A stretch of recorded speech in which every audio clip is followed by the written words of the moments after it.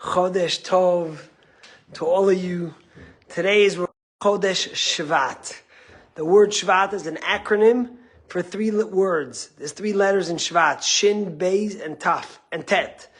Shenevaser b'sorot tovot, that we should have good tidings, that we should have good news to give. We all watched today the way Arbel Yahud and Gabi Moses, an 80-year-old man, had to walk through the mobs of terrorists on their way to freedom. And of course, we also watched the way Agam Berger was released. And it's this mixed emotion. We're happy, but we're so pained by what's going on. And it's interesting, because the first mitzvah that God gives the Jewish people, as I told you last week, is the mitzvah of Rosh Chodesh. The mitzvah of Rosh Chodesh is to bless the new month by the moon. Now, there's two ways to count the years. One is the moon, the Jewish calendar, and the other is the Gregorian calendar that counts. We count by the moon, and when the moon disappears and reappears, that's when Rosh Chodesh is.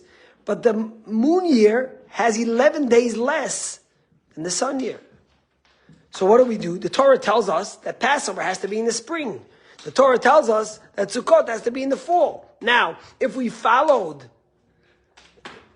the lunar calendar alone, then sometimes Passover would be winter, summer, spring, fall.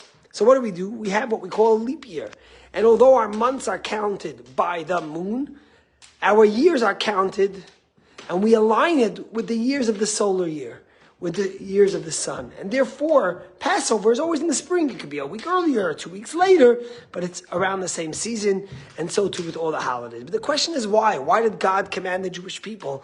Why not just either count by the lunar or count by the solar? Why both?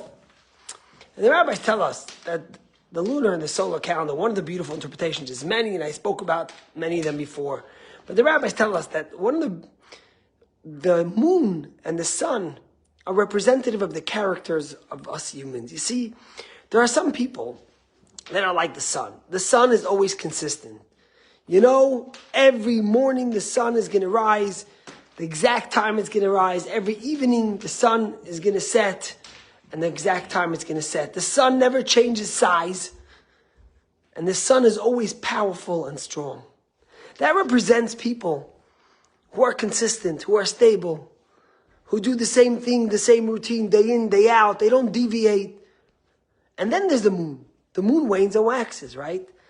And that represents the characters of those who have spontaneity, those who have modes where they get excited and they want to do things and create things. And then there's times when they're more calm, and they wane and they wax just like the moon. Sometimes the day comes and they're changing the world. Sometimes they're more calm.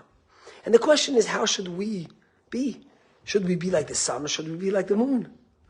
Some people tell you, Rabbi, consistency is the best thing. And some people tell you, if you don't have that newness, that freshness, that spontaneity, then you're not going to be able to accomplish and really change. And the answer the Torah is giving us is that really you need both.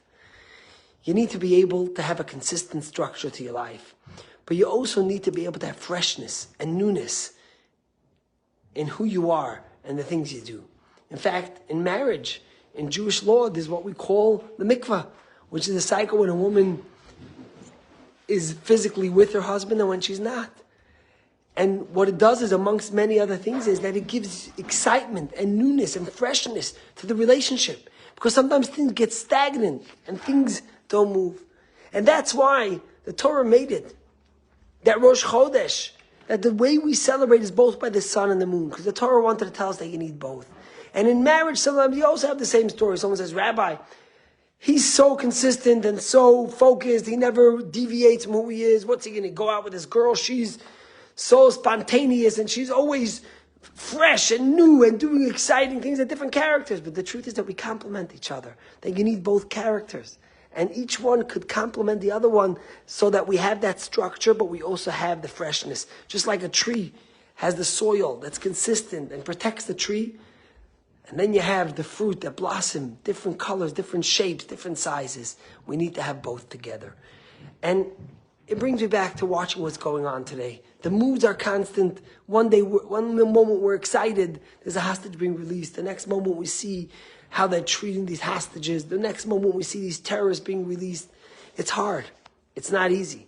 But we need to have two things. From one side, we need to have the consistency, and that's our faith.